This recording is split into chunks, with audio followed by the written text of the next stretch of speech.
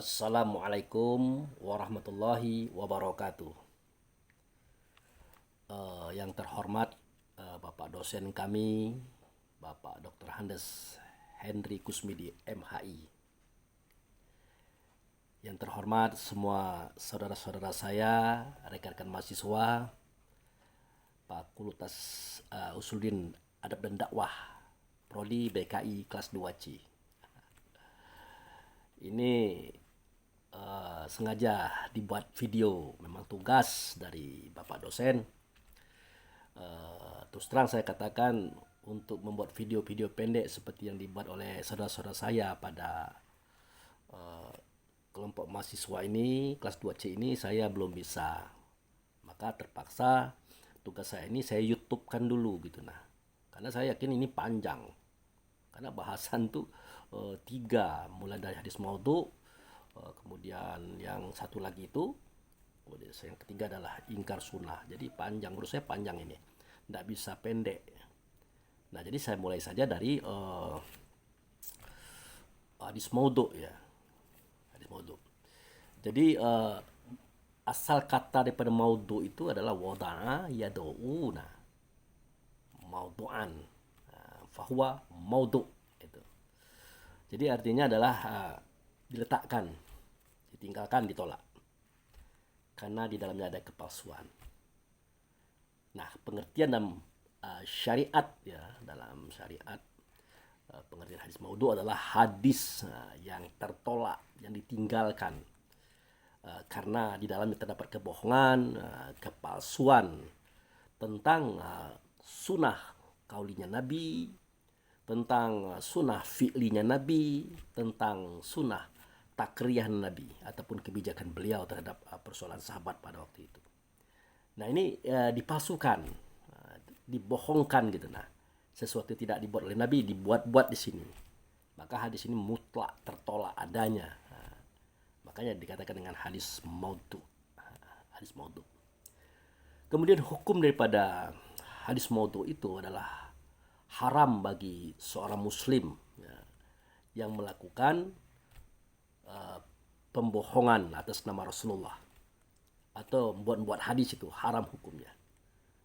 Nah, dari sini kita paham bahwa hadis maudhu itu adalah hadis yang berbahaya, hadis yang wajib diletakkan, ditinggalkan, ditolak, karena di dalamnya ada terdapat kebohongan-kebohongan. Baik, kita mulai saja sebab-sebab terjadinya hadis maudhu. Itu faktor politik yang pertama. Faktor politik. Ini gejalanya sudah dimulai dari sejak zaman Khalifah Ali bin Abi Thalib, di mana waktu itu terjadi pertikaian elit politik Islam antara kelompok Ali bin Abi Thalib dan kelompok Muawiyah bin Abu Sufyan. Nah, ini batuk nih. Buat videonya sambil demam ini Pak dosen. Sama-sama demam gitu. Udah hampir 12 hari nih batuk pilek. Oke, lanjut. Jadi dimulai daripada pertikaian antara Ali dan Muawiyah dalam pemerintahan Ali bin Abi Thalib. Jadi seketika Ali bin Abi Thalib diangkat, Muawiyah tidak mau berbaiat. Nah, sebagai efeknya adalah sekelompok orang yang tidak mau berbaiat kepada khalifah yang sah dalam hukum Islam, wajib hukumnya diperangi mereka itu. Nah, dari sinilah terjadinya pertikaian itu awal-awalnya. Nah, terjadilah perang Siffin ya. Perang Siffin itu artinya peperangan antara Ali dan Muawiyah. Hanya karena Ali dijadikan khalifah, Muawiyah tidak setuju. Akhirnya dia tidak berbaiat, maka terjadi peperangan waktu itu, di mana pemerintah Ali wajib hukumnya memerangi Muawiyah CS atau kelompok Muawiyah tadi. Nah, dalam peperangan Siffin itu Ali sudah mulai tampak wujud kemenangannya. Sudah nampak wujud daripada kemenangannya. Nah, oleh Muawiyah dicari akal supaya mengendorkan suasana, supaya menunda-nunda waktu kemenangan Ali tersebut. Maka muncullah Amr bin As sebagai delegasi daripada Muawiyah. Amr bin As mengusulkan kita angkat tahkim atas Ali. Biasanya Ali itu nunduk, dia itu kalau dengan Quran itu. Dia itu orangnya patuh, tawaduk. Nah, maka dilaksanakanlah tahkim Quran. Kitab Quran itu diikat di tombak, diangkat. Diangkat. Nah, seakan-akan mereka menyerah, seakan-akan mereka siap berunding dan sebagainya. Padahal di balik semua itu ada rencana yang sudah disiapkan oleh Amr bin As. Nah, Ali setuju. Ali ketika melihat Al-Quran itu diikat di atas tombak, dia tidak tegas saja karena dasar hukum Islam dibegitukan. Akhirnya dia setuju bertahkim kepada Quran tadi. Nah, di sini dilarang oleh sekelompok besar Ali. Katanya jangan, itu sebuah usaha untuk mengendorkan waktu, untuk menunda-nunda kemenangan. Kita ini sudah hampir menang, ya tetap kita serang mereka itu sampai habis. Ali tidak mau, karena menurut Ali orang yang sudah menyerah itu tidak boleh diserang. Nah, alhasil benar. Di dalam perundingan itu Ali kecewa. Kelompok Ali dikecewakan oleh kelompok Muawiyah. Kenapa? Di situ ada unsur penipuan, unsur politik yang licik. Jadi Ali mengutus utusannya yang bernama Abu Musa al-Asy'ari. Muawiyah mengutus utusannya bernama Amr bin As yang tadi. Nah, dalam perundingan itu, apapun keputusan mereka berdua, baik Ali ataupun Muawiyah harus menerima secara mutlak. Dan mereka setuju. Mereka setuju.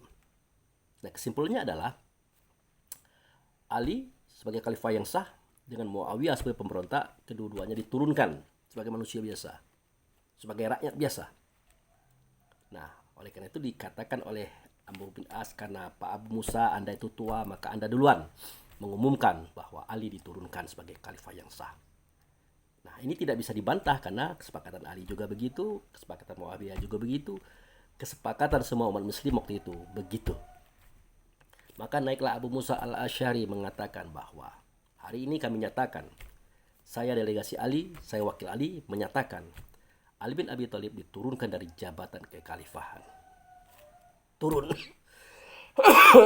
Nah, turun dia. Maka naik Amr bin As mengatakan bahwa nah demikian pernyataan delegasi Ali, bahwa Ali diturunkan berdasarkan informasi mutlak yang tidak bisa dibantah lagi, yang tadi kita sama-sama dengar dari orang tua kita Abu Musa al-Asy'ari. Nah, sekarang giliran kami menyampaikan bahwa saya wakil daripada Muawiyah menyatakan berdasarkan kesepakatan saya dengan Abu Musa al-Asy'ari, Ali diturunkan, Muawiyah dinaikkan. Nah, itu asal ceritanya. Akhirnya Muawiyah sah naik jadi khalifah pada waktu itu, walaupun itu sudah diakal-akali oleh kelompoknya, oleh Amr bin As tadi. Nah, berdasarkan kejadian inilah maka kelompok Ali yang tadi mengatakan jangan Ali, mereka itu licik. Nah, terbuktilah kata-kata mereka ini. Akhirnya mereka keluar dari barisan Ali. Keluar itu dalam bahasa Arabnya khoraja. Nah, terjadilah apa yang disebut dengan kelompok Khawarij itu. Nah, maka pecahlah menjadi tiga kelompok umat Islam pada waktu itu. Kelompok Ali bernama Syiah, kelompok Muawiyah bernama Jumhur Muslim atau Sunni, kemudian yang keluar tadi kelompok Khawarij atau Khawarij. Nah, ini asal mula terjadinya ungkapan-ungkapan palsu terhadap masyarakat Muslim dari tema mereka tiga kelompok tadi. Itu. Nah, ini yang saya katakan bahwa pada waktu itu belum terjadi itu hadis maudhu, tapi dari sini mulai. Itu sejarahnya. Kemudian sebab yang lain itu dendam daripada musuh Islam. Nah, jadi seketika di zaman pemerintahan Muawiyah itu orang-orang Persia itu sudah ditundukkan, orang Romawi juga sudah ditundukkan. Maka dendam-dendam mereka itu ya tidak mungkin mereka laksanakan secara langsung, tetapi mereka meracuni pelajaran-pelajaran Islam, hadis-hadis Nabi terutama. Kenapa? Ini kan hadis ya, informasi, cerita ke cerita. Nah, beda dengan Quran. Nah, itu. Kemudian fanatisme kabilah negeri atau pimpinan. Ya tentu kelompok Ali dia buat pula hadis untuk mengangkat Ali. Padahal Ali sendiri kalau tahu itu tidak setuju beliau. Beliau tidak mau dia seperti itu kan. Kelompok Muawiyah juga bikin hadis juga. Nah, kelompok Khawarij juga bikin hadis juga. Tapi di antara dua kelompok ini, antara Syiah dan Amawi atau Sunni tadi, yang lebih bersih itu adalah kelompok uh, Khawarij tadi. Kenapa? Mereka tidak punya kepentingan di situ. Walaupun dalam kesimpulan terakhirnya mereka memutuskan Muawiyah, Ali bin Abi Thalib, Amr bin As harus dibunuh. Nah, kebenaran Muawiyah sakit pada waktu yang sama, dia tidak jadi dibunuh. Amr bin As cuma luka-luka, Ali yang terbunuh. Nah, itu keputusan daripada kaum Khawarij tadi. Nah, itu. Kemudian karena fanatisme kosas ya, kosas itu artinya tukang cerita, biar cerita ini bagus, biar cerita ini indah, biar argumen ini rasanya masuk akal. Nah, maka dibuat-buatlah hadis. Nah, dibuat-buat hadis seakan-akan itu benar. Nah, style begitu. Jadi selanjutnya lagi mendekatkan dengan kebodohan. Nah, ini mendekatkan dengan kebodohan itu artinya ada sekelompok orang zahid, orang soleh sebenarnya.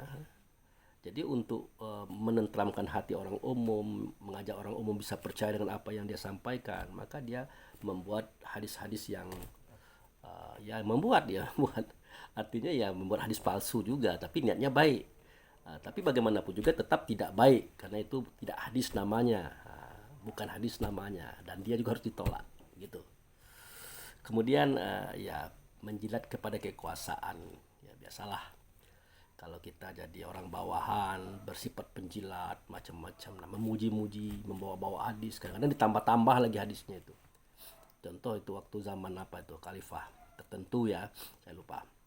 Nah, itu seseorang tuh melihat ada khalifah itu lagi megang burung dara waktu itu ya. Jadi dia berkata, demi Allah orang-orang yang memelihara kuda, orang-orang yang memelihara burung itu akan mendapatkan pahala yang besar daripada Allah. Nah, itu kata beliau. Nah, mendengar itu khalifah langsung memberikan uang 10.000 dirham sebagai upah dia memuji. Nah begitu, macam-macam lah itu.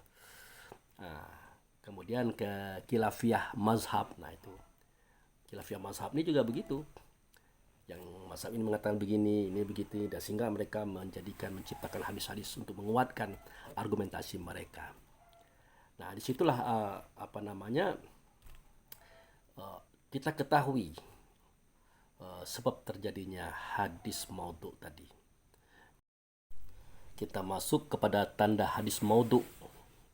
Jadi tanda hadis maudhu itu ada pada sanadnya, ada pada matannya. Nah, kalau pada sanad itu kita bisa lihat ya pengakuan. Ada itu sanad yang mengakui langsung bahwa hadis itu dia palsukan. Seperti salah seorang tabi'in yaitu namanya Abdul Karim bin Jauzah. Beliau sebelum dihukum mati oleh khalifah sempat mengakui bahwa dia memalsukan hadis itu 4.000 hadis. Itu salah satu bentuk pengakuan langsung daripada si perawi itu sendiri. Kemudian bukti yang menempati pengakuan. Bukti yang menempati pengakuan itu maksudnya begini. Ada seseorang yang mengatakan aku dapat hadis ini dari Syekh Anu. Nah, padahal dia tidak pernah bertemu Syekh si Anu itu. Dan dia tidak pernah hadir ke negeri Syekh si Anu itu. Bahkan sewaktu Syekh itu ada, dia masih kecil gitu. Nah, itu. Kemudian adanya bukti mendekati kebohongan ataupun kedustaan perawi itu. Ada bukti itu artinya orang ini sering kalau ngomong nambah-nambah atau ngurang-ngurang begitu. Nah, ini kalau kita lihat daripada sumber maudhu'nya hadis dari sisi sanad. Sanad artinya orang yang dirunut satu sini, satu, dua, tiga dan seterusnya itu. Orang-orang yang menerima informasi tadi. Kemudian tanda maudhu dari sisi matan. Nah, ini dari sisi matan. Jadi dari matan hadis atau redaksi hadis itu bisa kita lihat juga apakah itu hadis palsu atau tidak. Pertama kali lemah susunan lafaz maknanya. Lemah itu artinya ya informasi yang ada di dalam itu lemah itu. Lemah sekali. Artinya susah kita percaya. Seakan-akan begitu mudahnya informasi ini, begitu mudahnya amalan ini. Uh, Lemah sekali. Nah, kalau saya boleh mengangkat cerita ini adalah seperti adanya bapak Nabi dikafirkan, mak Nabi dikafirkan, mereka masuk neraka. Nah ini, bahkan ada hadisnya. Nah, seketika Rasulullah berjalan bersama seorang sahabat, maka dia menangis berurai air mata. Dia pergi ke suatu tempat. Nah, setelah pulang dari situ, mukanya berseri-seri. Ditanya oleh sahabat, kenapa Anda tadi menangis hari ini, Anda berseri-seri? Dia jawab, tadi ibuku tersiksa dalam kuburnya. Setelah aku mintakan kepada Allah supaya diampuni, maka Allah mengampuni dosa-dosanya. Nah, hadis seperti ini itu lemah dalam apanya itu, dalam matannya itu, dalam redaksinya itu. Kenapa sudah demikian? Tidak masuk akal lah. Bagaimana mungkin bapak Nabi Abdullah, ibu Nabi Siti Aminah dikatakan masuk neraka? Apa salah mereka gitu? Nah, salah mereka apa? Oh, mereka dikatakan kafir. Nah, kalau kafir itu kan berhubungan dengan sholat.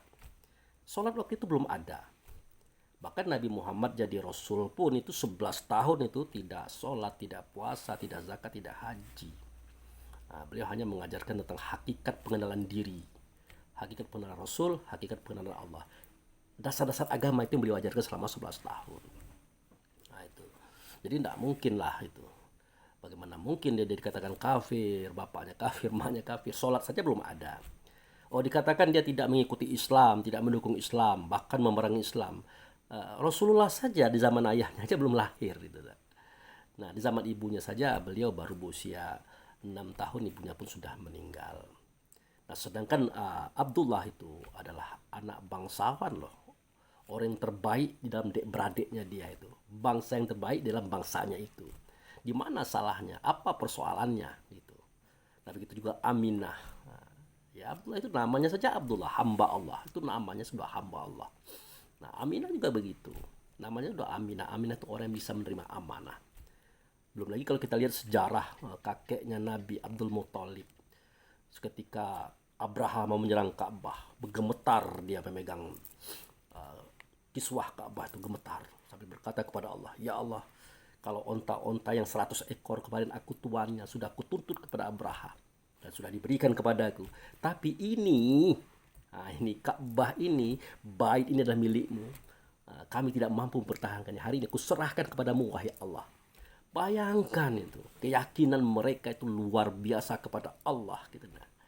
Nah, kita kan gampang aja ngomong dia nyembah berhala begini begitu. Bagaimana mungkin seorang menyembah berhala bisa yakin kepada Allah dan gemetar memegang kiswah daripada Ka'bah itu untuk menyerahkan kembali kepada Tuhannya.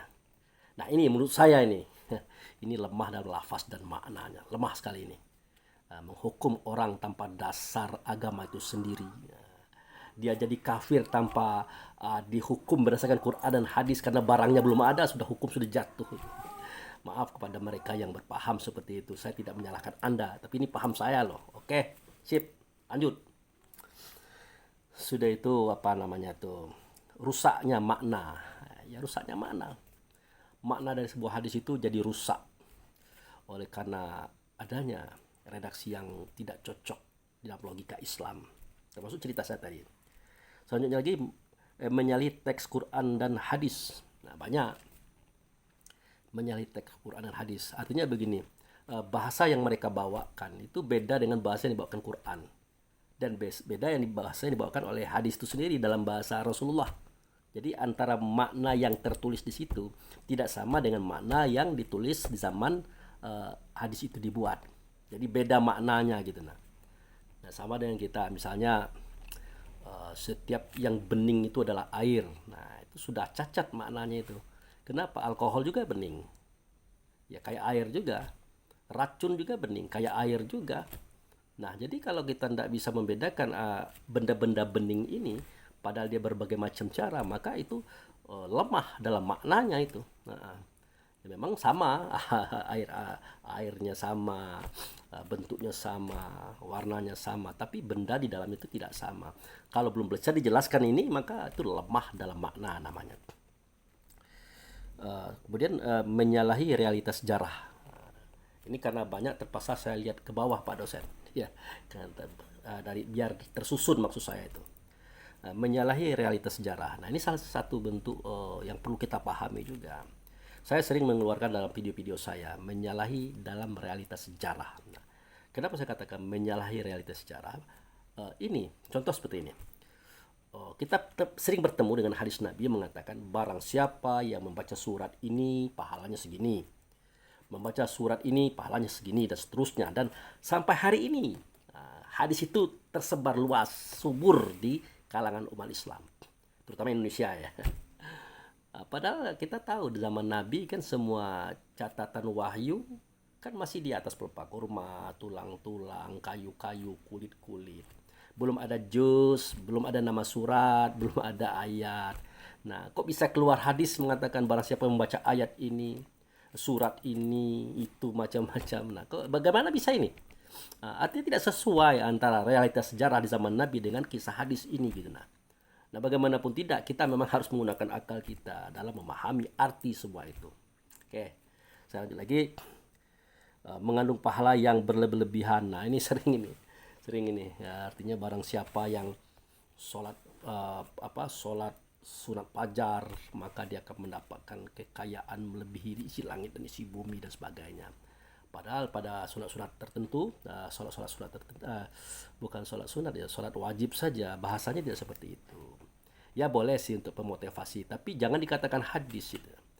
Kalau boleh saya katakan, kalau Anda mengatakan ada hadis seperti itu, barang siapa melaksanakan sholat fajar, berarti pahalanya melebihi isi langit dan isi bumi, silakan saja. Nah, silakan saja itu. Tetapi bahkan saya lebih percaya lagi, lebih dari itu. Nah, itu kalau berbicara Allah ya, lebih dari itu bisa Allah berikan kepada kita. Nah, tapi mengatasnamakan hadis ini maka jadi masalah bagi kita sebagai orang muslim yang berpegang teguh kepada Quran dan Sunnah tadi. Itu sebenarnya. Lebih dari itu kita percaya namanya Allah, kan Allah itu kan pemberi. Tidak terbatas kekayaannya untuk memberikan hamba-hambanya apa saja yang hambanya mau. Kemudian sahabat dituduh menyembunyikan hadis. Nah itu ya, sahabat dituduh menyembunyikan hadis. Misalnya adalah Rasulullah dulu mengatakan bahwa setelah aku khalifah itu adalah Ali dan seterusnya. Nah, ada hadis seperti itu. Nah, kalau memang ada seperti ini, kenapa tidak ada hadis-hadis yang lain? Alasan itu unsur politik macam-macam. Kita tidak tahu persoalannya. Tetapi yang jelas hadis ini hanya lahir dari kelompok tertentu saja. Katakanlah kelompok yang pro Ali, katakan mungkin kelompok si A. Sementara kelompok lain tidak. Allahu alam kita, apakah itu iya atau tidak. Tapi yang jelas ada unsur menuduh sahabat menyembunyikan sebagian keterangan Nabi tentang Ali itu. Itu dalam hal tanda hadis maudhu pada sanad dan pada matannya. Sudah 10 menit. Nah ini tidak bisa, kalau saya tidak bisa pendek menjelaskan ini. Oke, nah, nanti kita sambung lagi yang di penjelasan berikutnya. Nah itu tadi penjelasan dari saya sebagai mahasiswa Fakultas Usuluddin Adab dan Dakwah Prodi BKI Bimbingan Konseling Islam 2C. Itu baru masalah hadis maudhu ya. Jadi untuk hadis maudhu ya sebatas itu dulu. Nanti akan saya sambung dengan hadis palsu. Kita temanya kayak apa, videonya lain lagi, bukan hanya ini, videonya lain lagi. Oke, terima kasih. Assalamualaikum warahmatullahi wabarakatuh.